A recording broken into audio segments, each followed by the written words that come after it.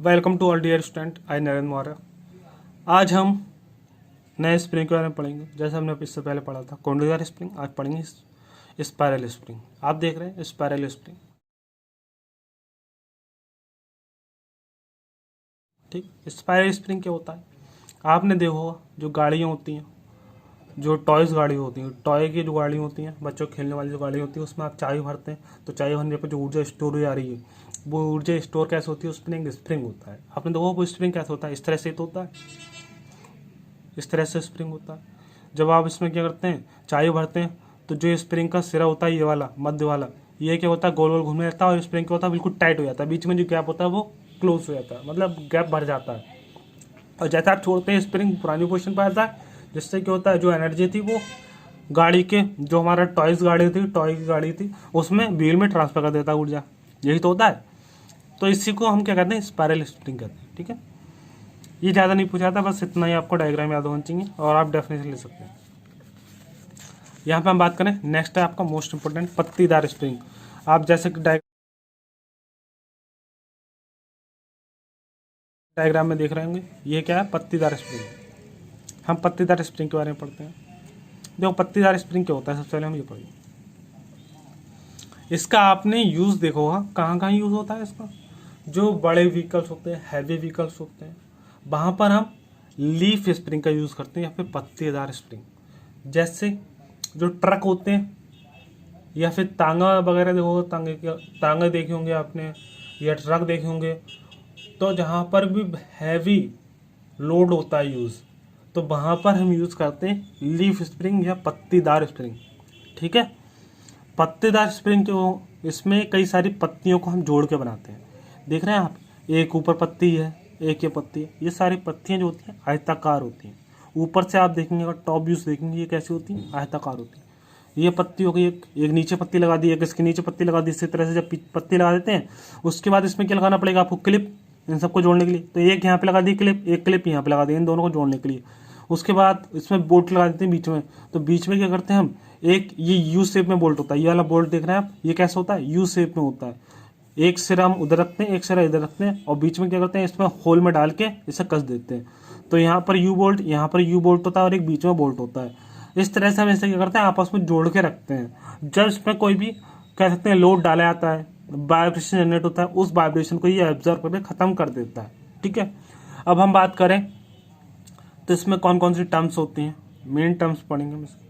देखो इसमें क्या होता है, ये आप देख रहे हैं, ये क्या होता है, ये से हम कहते हैं, ये वाला जो सिरा होता है, जो भी हमारा गाड़ी होगी जैसे ट्रक वगैरह, तो ट्रक में जो स्प्रिंग लगा होता है, कौन सा सिरा स्प्रिंग का जुड़ा होता है, ये वाला सिरा। ये वाला सिरा हम क्या करते हैं, जो स्प्रिंग का ये वाला सिरा होता है, यही वाला सिरा क्या होता है, गाड़ी के साथ जुड़ा होता है। जो वाइब्रेशन जनरेट होते हैं, वो मेन इन सिरों पर ही पूरा लोड आता है।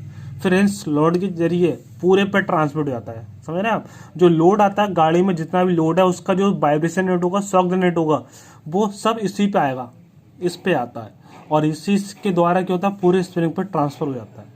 जो ऊपर वाली पत्ती होती है उसे हम कहते हैं मास्टर पत्ती, मास्टर पत्ती, ठीक है। और जिसको हम क्या करते हैं, जोड़ते हैं किसके साथ, गाड़ी के साथ। ये वाले पोर्शन, ये क्या कहलाते हैं, आई कहलाते हैं, आँख, आई होते हैं ये, ठीक है। ये स्प्रिंग के क्या कहलाएंगे, आँख कहलाएंगे, आई। और जो भी अगर मान लो इस पर कोई भी लोड लगा रहे हैं, मान लो हमने कोई भी लोड गाड़ी में रखा हुआ है, मान लो कैपिटल डब्ल्यू लोड है। जब कैपिटल डब्ल्यू लोड गाड़ी के स्प्रिंग पर ट्रांसफर होगा, शॉक जनरेट करेगा, वाइब्रेशन जनरेट करेगा, तो वो आधा इस वाले पोर्शन पे जनरेट करेगा, आधा इस पोर्शन पे। मतलब जो लोड होता है वो दोनों तरफ बराबर बराबर बढ़ जाता है, क्योंकि जो स्प्रिंग है, स्प्रिंग पर जितना भी लोड आएगा वो आधा इस सिरे पर आता है, आधा इस सिरे पर आता है, फिर ये इस तरह से ट्रांसफर कर देता है, ये इस तरह से ट्रांसफर कर देता है। और जो नीचे से प्रतिक्रिया लगी, उतनी ही प्रतिक्रिया नीचे से लगती है, जैसे वाइब्रेशन को हम करते हैं, डिस्ट्रॉय कर देते हैं, खत्म कर देते हैं उसमें से, ठीक है। यहाँ पर आप एक चीज और देख रहे हैं, जो पत्तियां, ऊपर वाली पत्ती बड़ी है, नीचे वाली पत्ती छोटी है, फिर उससे नीचे और पत्ती छोटी हो गई। ये पत्ती छोटी इसलिए रखते हैं क्योंकि जो लोड आता है, टोटल लोड हमारा एक पॉइंट पर केंद्रित हो जाए। जो लोड आएगा वो ऊपर आता है अलग अलग, लेकिन जैसे नीचे ट्रांसफर होता है वो एक ही पॉइंट पर आ जाता है, और नीचे से हम जो प्रतिक्रिया लगती है वो भी एक ही पॉइंट पर लगती है। जिससे क्या होता है, जो हमारे लोड लग रहा है ऊपर से, उसके कारण जो वाइब्रेशन नेट हो रहा है वो खत्म हो जाता है। समझ रहे हैं आप, इसलिए हम क्या करते हैं, इस तरह से इसकी शेप होती है। और जहाँ से यहाँ तक की दूरी होती है, वो सब में दूरी क्या होती है, यहाँ से और यहाँ से इसकी बराबर होगी, हर एक की जो दूरी होती है यहाँ से यहाँ तक की वो बराबर ही होती है सबकी, ठीक है। इसे हम कहते हैं लीफ स्प्रिंग। इसके बाद हम पढ़ेंगे डिस्क स्प्रिंग। डिस्क स्प्रिंग क्या होता है, ये आप देख रहे हैं डायग्राम, ये क्या है, डिस्क स्प्रिंग है। तो देखो डिस्क स्प्रिंग क्या होता है, सबसे पहले पढ़ते हैं। तो डिस्क स्प्रिंग की अगर हम बात करें, डिस्क स्प्रिंग का हम यूज़ करते हैं, एक डायग्राम मैं आपको डाल दूंगा इसी वीडियो में, आप देख लेना। डिस्क स्प्रिंग का यूज़ कराता है, जो नट बोल्ट आपने देखोगे, नट और बोल्ट, नट और बोल्ट को आप कसते हैं तो कई बार क्या होता है, जो हमारा नट बोल्ट होते हैं वो ढीले हो जाते हैं और वो खुलने लगते हैं।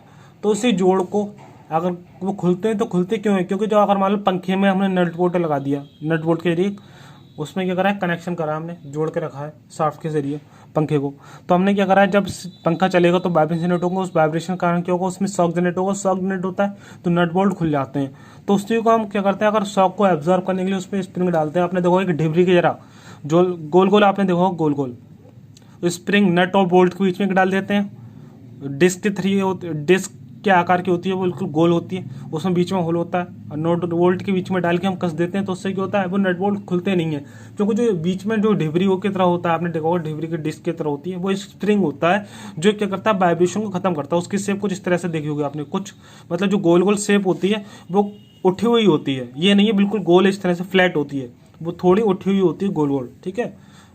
और इस अगर हम एक के ऊपर एक रख के दिखाएं तो इस तरह से डायग्राम बनेगा इसका डिस्क स्प्रिंग का, जिससे क्या होता है, जब लोड जनरेट होता है तो स्प्रिंग के इस तरह से इस सतह पे लगता है, और वो क्या करता है, इसकी सतह पे जब ट्रांसमिट होता है वो वाइब्रेशन को खत्म कर देता है। स्प्रिंग की इस तरह से डिजाइनिंग होती है, ठीक है।